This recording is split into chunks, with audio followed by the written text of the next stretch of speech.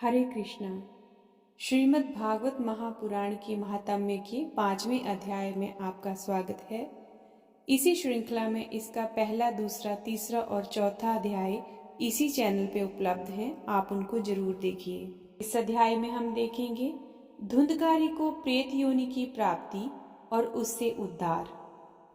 सूत जी कहते हैं, शौनक जी, पिता के वन चले जाने पर एक दिन धुंधकारी ने अपनी माता को बहुत पीटा और कहा, बता धन कहाँ रखा है, नहीं तो अभी तेरी लाठी अर्थात जलती हुई लकड़ी से खबर लूंगा। उसकी इस धमकी से डरकर और पुत्र के उपद्रवों से दुखी होकर वह रात्रि के समय कुएं में जा गिरी और इसी से उसकी मृत्यु हो गई। योगनिष्ठ गोकर्ण जी तीर्थ यात्रा के लिए निकल गए। उन्हें इन घटनाओं से कोई सुख या दुख नहीं होता था, क्योंकि उनका ना कोई मित्र था न शत्रु। धुंधकारी 5 वेश्याओं के साथ घर में रहने लगा। उनके लिए भोग सामग्री जुटाने की चिंता ने उसकी बुद्धि नष्ट कर दी थी और वह नाना प्रकार के अत्यंत क्रूर कर्म करने लगा। एक दिन उन उल्टाओं ने उससे बहुत से गहने मांगे। वह तो काम से अंधा हो रहा था। मौत की उसे कभी याद नहीं आती थी। बस उन्हें जुटाने के लिए वह घर से निकल पड़ा। वह जहां तहां से बहुत सा धन चुराकर लौट आया तथा उन्हें कुछ सुंदर वस्त्र और आभूषण लाकर दिए। चोरी का बहुत माल देखकर रात्रि के समय स्त्रियों ने विचार किया कि ये नित्य ही चोरी करता है, इसलिए इसे किसी दिन अवश्य राजा पकड़ लेगा। राजा ये सारा धन छीनकर इसे निश्चय ही प्राणदंड देगा। जब एक दिन इसे मरना ही है, तब हम ही धन की रक्षा के लिए गुप्त रूप से इसको क्यों न मार डालें। इसे मारकर हम इसका माल मता लेकर जहां कहीं चली जाएंगी। ऐसा निश्चय करके उन्होंने सोए हुए धुंधकारी को रस्सियों से कस दिया और उसके गले में फांसी लगाकर उसे मारने का प्रयत्न किया। इससे जब वह जल्दी ना मरा तो उन्हें बड़ी चिंता हुई। तब उन्होंने उसके मुख पर बहुत से दहकते हुए अंगारे डाले। इससे वह अग्नि की लपटों से बहुत छटपटाकर मर गया। उन्होंने उसके शरीर को एक गड्ढे में डालकर गाड़ दिया। सच में स्त्रियां प्रायः बड़ी दुस्साहसी होती हैं। उनके इस कृत्य का किसी को भी पता ना चला। लोगों के पूछने पर मैं कह देती कि हमारे प्रियतम पैसे के लोभ से अब की बार कहीं दूर चले गए हैं, इसी वर्ष के अंदर लौट आएंगे। बुद्धिमान पुरुष को दुष्टा स्त्रियों का कभी विश्वास न करना चाहिए। जो मूर्ख इनका विश्वास करता है उसे दुखी होना पड़ता है। इनकी वाणी तो अमृत के समान कामियों के हृदय में रस का संचार करती है, किंतु हृदय छुरे की धार के समान तीक्ष्ण होता है। भला इन स्त्रियों को कौन प्यारा है। उल्टाएं धुंधकारी की सारी संपत्ति समेटकर वहां से चंपत हो गईं। उनके ऐसे न जाने कितने पति थे।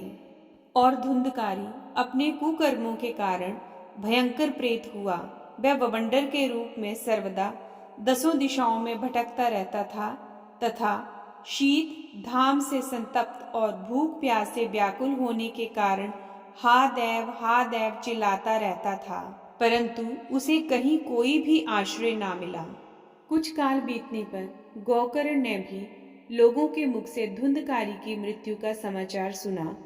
तब उसे अनाथ समझकर उन्होंने उसका गया जी में श्राद्ध किया और भी जहां जहां वे जाते थे उसका श्राद्ध अवश्य करते थे। इस प्रकार घूमते घूमते गोकर्ण जी अपने नगर में आए और रात्रि के समय दूसरों की दृष्टि से बचकर सीधे अपने घर के आंगन में सोने के लिए पहुंचे। वहां अपने भाई को सोया देख आधी रात के समय धुंधकारी ने अपना बड़ा ही विकट रूप दिखाया। वह कभी भेड़ा, कभी हाथी, कभी भैंसा, कभी इंद्र और कभी अग्नि का रूप धारण करता। अंत में वह मनुष्य के आकार में प्रकट हुआ। इत अवस्थाएं देखकर गोकर्ण ने निश्चय किया कि ये कोई दुर्गति को प्राप्त हुआ जीव है। तब उन्होंने उससे धैर्यपूर्वक पूछा। गोकर्ण ने पूछा, तू कौन है? रात्रि के समय ऐसे भयानक रूप क्यों दिखा रहा है? तेरी ये दशा कैसे हुई? हमें बता तो सही, तू प्रेत है, पिशाच है अथवा कोई राक्षस है। सूत जी कहते हैं, गोकर्ण के इस प्रकार पूछने पर वह बार बार जोर जोर से रोने लगा। उसमें बोलने की शक्ति नहीं थी, इसलिए उसने केवल संकेत मात्र किया। तब गोकर्ण ने अंजलि में जल लेकर उसे अभिमंत्रित करके उस पर छिड़का। इससे उसके पापों का कुछ शमन हुआ और वह इस प्रकार कहने लगा। प्रेत बोला, मैं तुम्हारा भाई हूँ, मेरा नाम है धुंधकारी। मैंने अपने ही दोष से अपना ब्राह्मणत्व नष्ट कर दिया। मेरे कुकर्मों की गिनती नहीं की जा सकती। मैं तो महान अज्ञान में चक्कर काट रहा हूँ। इसी से मैंने लोगों की बड़ी हिंसा की। अंत में उल्टा स्त्रियों ने मुझे तड़पा तड़पा कर मार डाला। इसी से अब मैं प्रेत योनि में पड़कर ये दुर्दशा भोग रहा हूँ। अब दैववश कर्म फल का उदय होने से मैं केवल वायु भक्षण करके जी रहा हूँ। भाई, तुम दया के समुद्र हो, अब किसी प्रकार जल्दी ही मुझे इस योनि से छुड़ाओ। गोकर्ण ने धुंधकारी की सारी बातें सुनी और तब वह उससे बोले। गोकर्ण ने कहा, भाई, मुझे इस बात का बड़ा आश्चर्य है। मैंने तुम्हारे लिए विधि पूर्वक गया जी में पिंडदान किया, फिर भी तुम प्रेत योनि से मुक्त कैसे नहीं हुए? यदि गया श्राद्ध से भी तुम्हारी मुक्ति नहीं हुई, तब इसका और कोई उपाय ही नहीं है। अच्छा, तुम सब बात खोलकर कहो, मुझे अब क्या करना चाहिए? प्रेत ने कहा, मेरी मुक्ति सैकड़ों गया श्राद्ध करने से भी नहीं हो सकती। अब तो तुम इसका कोई और उपाय सोचो। प्रेत की ये बात सुनकर गोकर्ण को बड़ा आश्चर्य हुआ। वे कहने लगे, यदि सैकड़ों गया श्राद्धों से भी तुम्हारी मुक्ति नहीं हो सकती, तब तो तुम्हारी मुक्ति असंभव ही है। अच्छा, अभी तो तुम निर्भय होकर अपने स्थान पर रहो। मैं विचार करके तुम्हारी मुक्ति के लिए कोई दूसरा उपाय करूंगा। गोकर्ण की आज्ञा पाकर धुंधकारी वहां से अपने स्थान पर चला आया। इधर गोकर्ण ने रात भर विचार किया, तब भी उन्हें कोई उपाय नहीं सूझा। प्रातःकाल उनको आया देख लोग प्रेम से उनसे मिलने आए। तब गोकर्ण ने रात में जो कुछ जिस प्रकार हुआ था वह सब उन्हें सुना दिया। उनमें से जो लोग विद्वान, योगनिष्ठ, ज्ञानी और वेदज्ञ थे, उन्होंने भी अनेक शास्त्रों को उलट पलट कर देखा, तो भी उसकी मुक्ति का कोई उपाय न मिला। तब सबने यही निश्चय किया कि इस विषय में सूर्य नारायण जो आज्ञा करें वही करना चाहिए। अतः गोकर्ण ने अपने तपोबल से सूर्य की गति को रोक दिया। उन्होंने स्तुति की, भगवान, आप सारे संसार के साक्षी हैं, मैं आपको नमस्कार करता हूँ। आप मुझे कृपा करके धुंधकारी की मुक्ति का साधन बताइए। गोकर्ण की ये प्रार्थना सुनकर सूर्यदेव ने दूर से ही स्पष्ट शब्दों में कहा, श्रीमद् भागवत से मुक्ति हो सकती है, इसलिए तुम उसका सप्ताह पारायण करो। सूर्य का ये धर्ममय वचन वहां सभी ने सुना। तब सबने यही कहा कि प्रयत्न पूर्वक यही करो, है भी ये साधन बहुत सरल। अतः गोकर्ण जी भी तदनुसार निश्चय करके कथा सुनाने के लिए तैयार हो गए। देश और गांव से अनेकों लोग कथा सुनने के लिए आए। बहुत से लंगड़े, लूल्हे, अंधे, बूढ़े और मंदबुद्धि पुरुष भी अपने पापों की निवृत्ति के उद्देश्य से वहां आ पहुंचे। इस प्रकार वहां इतनी भीड़ हो गई कि उसे देखकर देवताओं को भी आश्चर्य होता था। जब गोकर्ण जी व्यास गद्दी पर बैठकर कथा कहने लगे, तब वह प्रेत भी वहां आ पहुंचा और इधर उधर बैठने के लिए स्थान ढूंढने लगा। इतने में ही उसकी दृष्टि एक सीधे रखे हुए 7 गांठ के बांस पर पड़ी। उसी के नीचे के छिद्र में घुसकर वह कथा सुनने के लिए बैठ गया। वायु रूप होने के कारण वह बाहर कहीं बैठ नहीं सकता था, इसलिए बांस में घुस गया। गोकर्ण जी ने एक वैष्णव ब्राह्मण को मुख्य श्रोता बनाया और प्रथम स्कंद से ही स्पष्ट स्वर में कथा सुनानी प्रारंभ कर दी। सायंकाल में जब कथा को विश्राम दिया गया, तब एक बड़ी विचित्र बात हुई। वहां सभासदों के देखते देखते उस बांस की एक गांठ तड़तड़ शब्द करती हुई फट गई। इसी प्रकार दूसरे दिन सायंकाल में दूसरी गांठ फटी और तीसरे दिन उसी समय तीसरी। इस प्रकार 7 दिनों में 7 गांठों को फोड़कर धुंधकारी 12 स्कंदों के सुनने से पवित्र होकर प्रेत योनि से मुक्त हो गया और दिव्य रूप धारण करके सबके सामने प्रकट हुआ। उसका मेघ के समान श्याम शरीर पीतांबर और तुलसी की मालाओं से सुशोभित तथा सिर पर मनोहर मुकुट और कानों में कमनीय कुंडल झिलमिला रहे थे। उसने तुरंत अपने भाई गोकर्ण को प्रणाम करके कहा, भाई, तुमने कृपा करके मुझे प्रेत योनि की यातनाओं से मुक्त कर दिया। ये प्रेत पीड़ा का नाश करने वाली श्रीमद् भागवत की कथा धन्य है तथा श्री कृष्णचंद्र के धाम की प्राप्ति कराने वाला इसका सप्ताह पारायण भी धन्य है। जब सप्ताह श्रवण का योग लगता है तब सब पाप थर्रा उठते हैं कि अब ये भागवत की कथा जल्द ही हमारा अंत कर देगी। जिस प्रकार आग गीली सूखी छोटी बड़ी सब तरह की लकड़ियों को जला डालती है, उसी प्रकार ये सप्ताह श्रवण मन वचन और कर्म द्वारा किए हुए नए पुराने छोटे बड़े सभी प्रकार के पापों को भस्म कर देता है। विद्वानों ने देवताओं की सभा में कहा है कि जो लोग इस भारतवर्ष में श्रीमद् भागवत की कथा नहीं सुनते, उनका जन्म वृथा ही है। भला मोहपूर्वक लालन पालन करके यदि इस अनित्य शरीर को हिष्ट पुष्ट और बलवान भी बना लिया जाए, तो भी श्रीमद् भागवत की कथा सुने बिना इससे क्या लाभ हुआ। अस्थियां ही इस शरीर के आधार स्तंभ हैं। नस नाड़ी रूप रस्सियों से ये बंधा हुआ है। ऊपर से इस पर मांस और रक्त थोपकर इसे चर्म से मढ़ दिया गया है। इसके प्रत्येक अंग में दुर्गंध आती है, क्योंकि है तो ये मलमूत्र का भांड ही। वृद्धावस्था और शोक के कारण ये परिणाम में दुखमय ही है। रोगों का तो ये घर ही ठहरा। ये निरंतर किसी न किसी कामना से पीड़ित रहता है, कभी इसकी तृप्ति नहीं होती। इसे धारण किए रहना भी एक भार ही है। इसके रोम रोम में दोष भरे हुए हैं और नष्ट होने में इसे एक क्षण भी नहीं लगता। अंत में यदि इसे गाड़ दिया जाता है तो इसके कीड़े बन जाते हैं। कोई पशु पक्षी खा जाता है तो ये विष्ठा हो जाता है, और अग्नि में जला दिया जाता है तो भस्म की ढेरी हो जाता है। ये 3 ही इसकी गतियां बताई गई हैं। ऐसे अस्थिर शरीर से मनुष्य अविनाशी फल देने वाला काम क्यों नहीं बना लेता। अन्न प्रातःकाल पकाया जाता है, वह सायंकाल तक बिगड़ जाता है। फिर उसी के रस से पुष्ट हुए शरीर की नित्यता कैसी।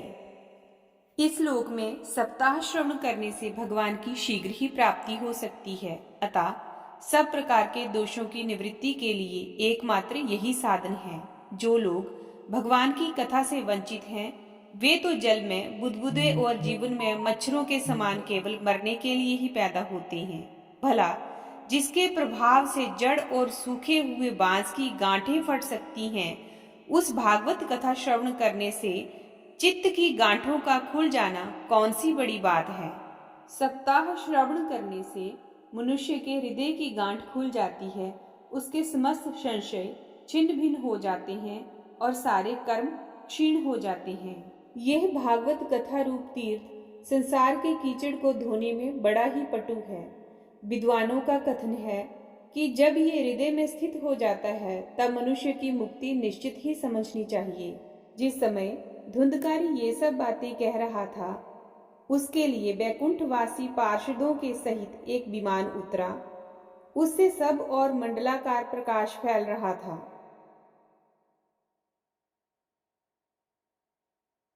तब लोगों के सामने ही धुंधकारी उस विमान पर चढ़ गया।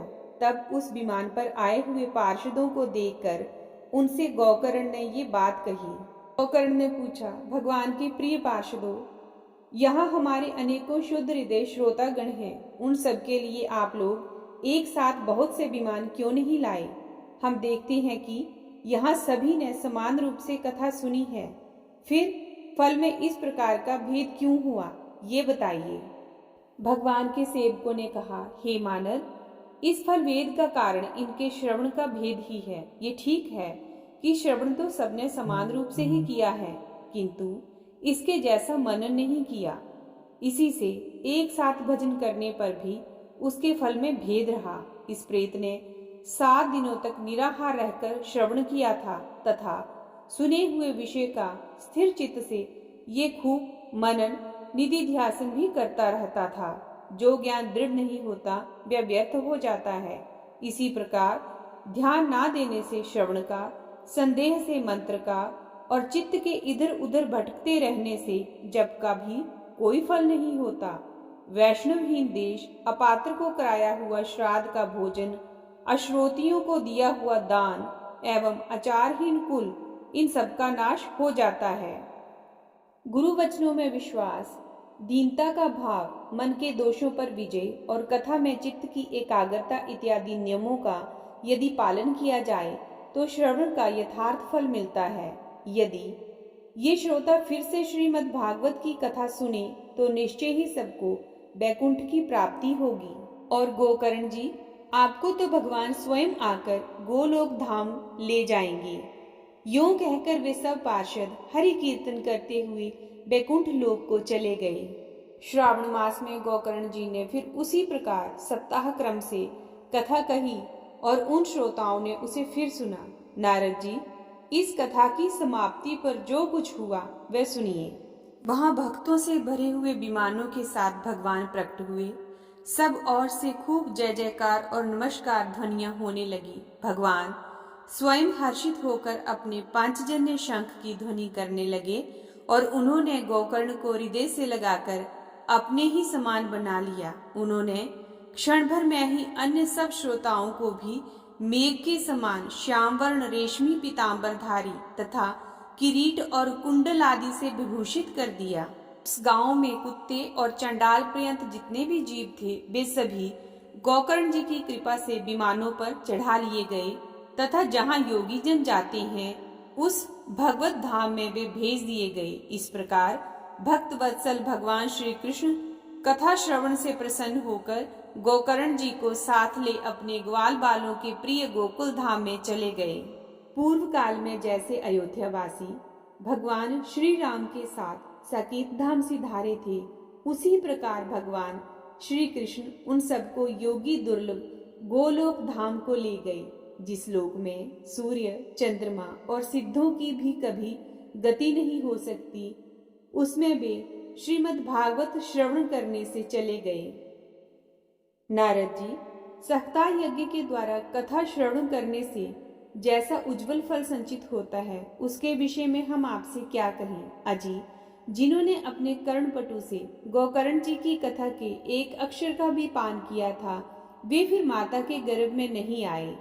जिस गति को लोग वायु, जल या पत्ते खाकर शरीर सुखाने से, बहुत काल तक घोर तपस्या करने से और योगाभ्यास से भी नहीं पा सकते, उसे वे सप्ताह श्रवण से सहज में ही प्राप्त कर लेते हैं। परम पवित्र इतिहास का पाठ चित्रकूट पर विराजमान मुनीश्वर शांडिल्य भी ब्रह्मानंद में मग्न होकर करते रहते हैं। ये कथा बड़ी ही पवित्र है। एक बार के श्रवण से ही समस्त पाप राशि को भस्म कर देती है। इसका श्राद्ध के समय पाठ किया जाए तो इससे पितृगणों को बड़ी तृप्ति होती है और नित्य पाठ करने से मोक्ष की प्राप्ति होती है। इसी के साथ श्रीमद् भागवत महापुराण के महात्म्य का 5वां अध्याय संपन्न होता है। हरे कृष्णा।